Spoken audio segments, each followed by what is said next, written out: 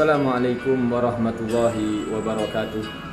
Saudaraku cinta Al-Quran, pada kesempatan hari ini kita akan membahas satu motivasi agar kita senantiasa tertarik untuk senantiasa dekat dengan Al-Quran.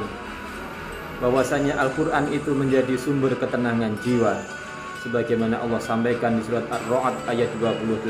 A'udzubillahi minasyaitonirrajim. Alladzina amanu wa tatma'innu qulubuhum bi dzikrillah. Ala bi dzikrillahi tatma'innul qulub. Yaitu orang-orang yang beriman dan hatinya menjadi tenang dengan mengingat Allah. Ingatlah, hanya dengan mengingat Allah Subhanahu wa taala hati itu akan menjadi tenang.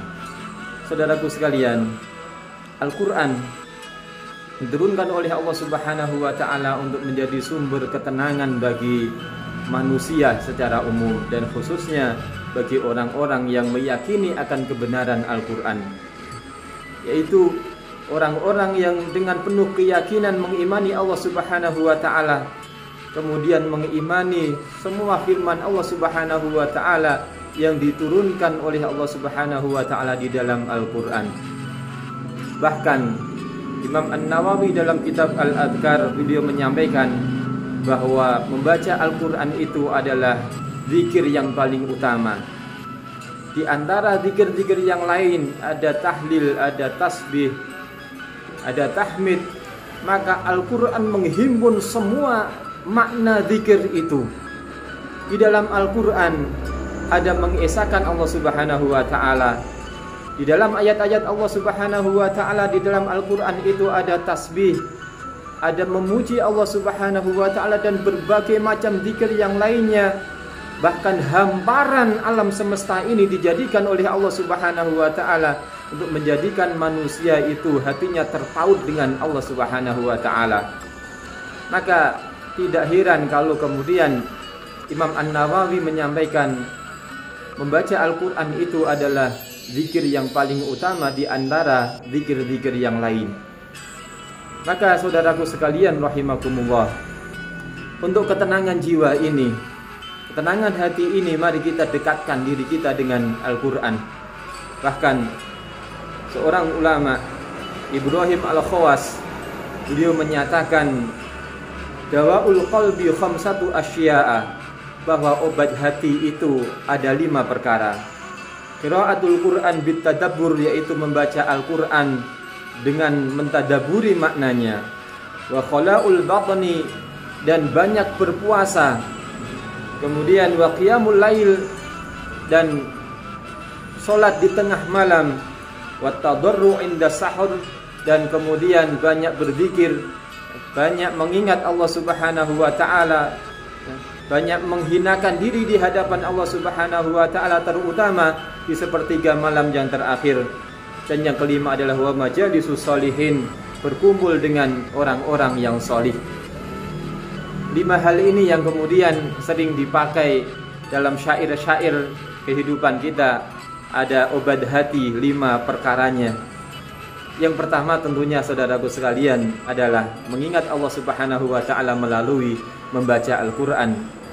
Membaca Al-Quran, kemudian mendadaburi maknanya, meresapi firman-firman Allah Subhanahu wa taala, menangkap makna demi makna, meresapi nasihat demi nasihat. Ini yang akan menjadikan hati kita tenang. Jangankan kita orang yang beriman, saudaraku sekalian, bahkan orang yang tidak beriman pun ketika mendengar Al-Quran, hatinya bisa terikat, hatinya bisa terkait. Hal ini bisa kita lihat dari kisah 3 orang musyrik pada zaman Rasulullah sallallahu alaihi wasallam, yaitu Abu Jahal, Abu Sufyan, dan Ahnas bin Syuraik.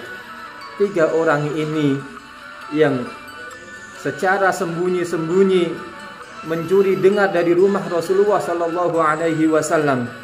Ketika malam hari mereka datang ke rumah Rasulullah hanya untuk mendengarkan Al-Quran. Sampai kemudian ketika pagi tiba mereka pulang dan tidak sengaja mereka bertemu.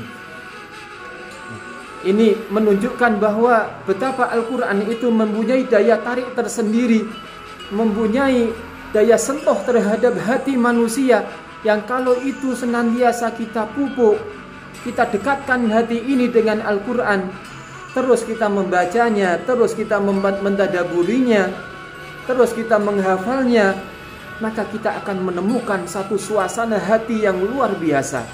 Suasana hati yang dimana terikat dengan Sang Pencipta, yaitu Allah Subhanahu wa Ta'ala. Sehingga orang-orang yang hatinya terikat dengan Al-Quran itu akan merasakan satu ketenangan yang luar biasa, satu optimisme dalam kehidupan ini, dalam menjalani berbagai aktivitas ini, sampai optimisnya dia dalam menggapai kehidupan di akhirat yang dijanjikan oleh Allah Subhanahu wa Ta'ala, dijanjikan Rasulullah Sallallahu Alaihi Wasallam dengan berbagai macam kemuliaannya. Saudaraku sekalian yang dirahmati Allah Subhanahu wa Ta'ala, inilah keutamaan yang ketiga, agar kita semakin termotivasi untuk mendekat kepada Al-Quran. Yang belum bisa membaca, mari kita belajar membaca. Yang sudah bisa membaca Al-Quran, mari kita istiqomah membaca Al-Quran setiap hari. Jangan sampai ada satu hari yang terlewatkan tanpa kita membaca Al-Quran. Yang sudah lancar membaca Al-Quran, mari kita berusaha tingkatkan dengan menghafalkan beberapa ayat Al-Quran, beberapa surat, atau kita azamkan dalam diri kita untuk menghafalkan semua ayat-ayat Allah Subhanahu wa Ta'ala di dalam Al-Quran.